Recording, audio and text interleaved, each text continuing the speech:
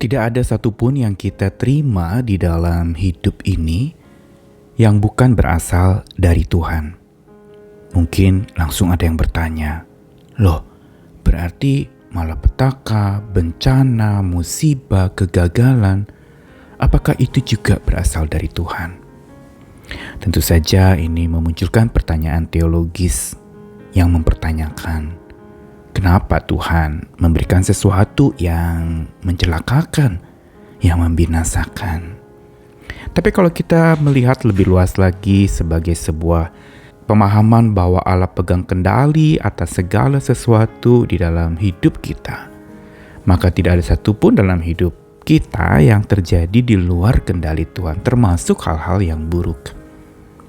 Yang berarti Tuhan bisa mengizinkan, bahkan Dia memberikan sesuatu yang mungkin kita tidak bisa terima.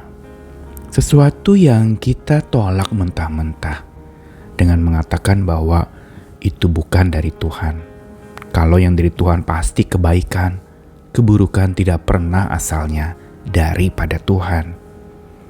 Tapi kalau lebih jauh lagi kita melihat kitab suci, maka sesungguhnya Tuhan juga memberikan hal-hal yang buruk demi kebaikan manusia, atau hal-hal yang sulit dipahami demi supaya manusia bisa kembali kepada Tuhan. Ini dia misterinya Allah, di mana Dia memberikan sesuatu yang di luar nalar kita, yang tidak sanggup kita terima dengan akal sehat kita. Dan disitulah peran iman yang berbicara. Tapi lalu sekarang bagaimana caranya saat dimana kita harus menerima sesuatu yang sebenarnya tidak bisa kita terima, sesuatu yang sulit untuk kita terima, sesuatu yang meresahkan, melelahkan, tidak menyenangkan, menyedihkan hati. Rahasianya sebenarnya ada di satu frase yang mengatakan bahwa kita patut menerimanya dengan ucapan syukur.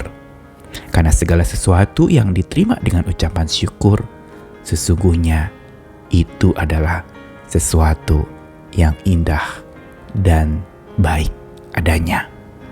Saya Nikolas Kurniawan menemani hari ini di dalam Sabda Tuhan yang menyapa kita lagi dari 1 Timotius pasal 4 ayat 4. Diambil dari Alkitab versi mudah dibaca. Semua yang dijadikan Allah adalah baik. Tidak ada sesuatu apapun yang dijadikannya yang harus ditolak jika diterima dengan ucapan syukur. Lalu Markus 6 ayat 41-44 juga dari Alkitab versi mudah dibaca. Yesus mengambil 5 roti dan 2 ikan itu. Sambil memandang ke langit, Ia berdoa mengucap syukur untuk makanan itu. Ia memecah-mecahkan roti itu dan memberikannya pada murid-muridnya. Mereka memberikan roti itu kepada orang banyak. Juga kedua ikan itu dibagi-bagikannya kepada mereka. Semua orang makan sampai kenyang. Kemudian mereka mengumpulkan sisa roti dan ikan itu ada sebanyak 12 keranjang. Ada kira-kira 5.000 orang laki-laki yang makan di sana. Dua ayat ini kalau kita perhatikan tadi ada sebuah frase yang mengatakan diterima dengan ucapan syukur, atau dalam Injil Markus Tuhan Yesus berdoa mengucap syukur untuk makanan. Dan kita lihat keduanya ini memang sebenarnya berbicara dan terkait erat dengan makanan. Di dalam Markus 5 roti 2 ikan yang jumlahnya begitu sedikit dan sangat kecil. Jangan lupa ini menu anak-anak, yang berarti ikannya bukan ikan besar, dan rotinya pun roti yang kecil dan mungil. Tetapi perhatikan, ketika Yesus berdoa mengucap syukur untuk makanan itu, lalu Dia pecah-pecahkan, Dia bagi-bagikan, dan kita lihat apa hasilnya.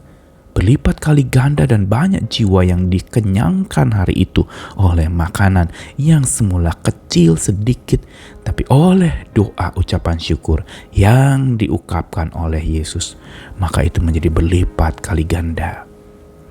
Lalu 1 Timotius 4 ayat 4 juga berbicara tentang makanan. Ada diskusi tentang makanan yang halal dan yang haram, yang patut dimakan atau tidak patut dimakan.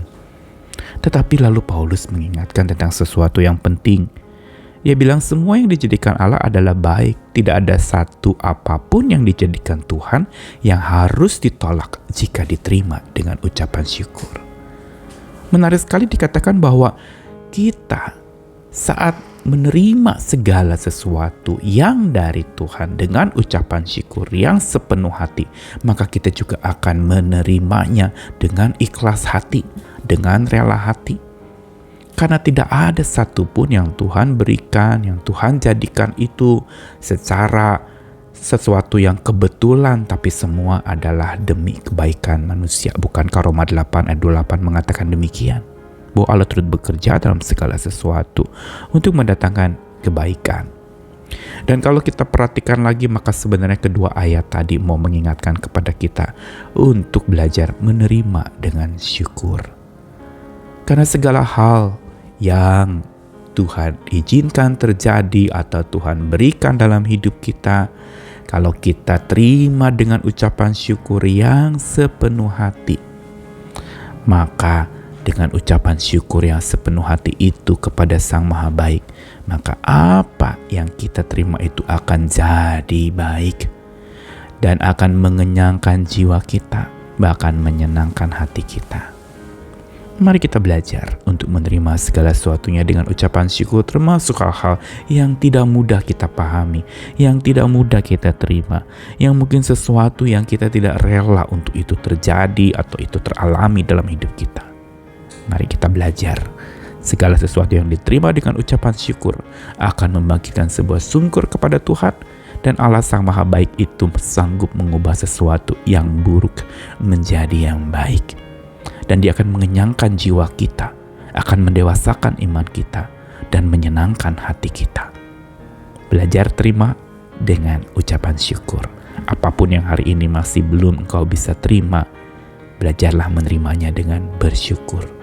Tuhan akan memampukanmu untuk bisa terus melihat ada kebaikan Tuhan di balik segala sesuatu yang terjadi, termasuk keburukan hidup yang kita alami. Tuhan mengasihi kita sekalian. Hiduplah selalu di dalam the goodness of God, di dalam kebaikan Allah kita. Amin.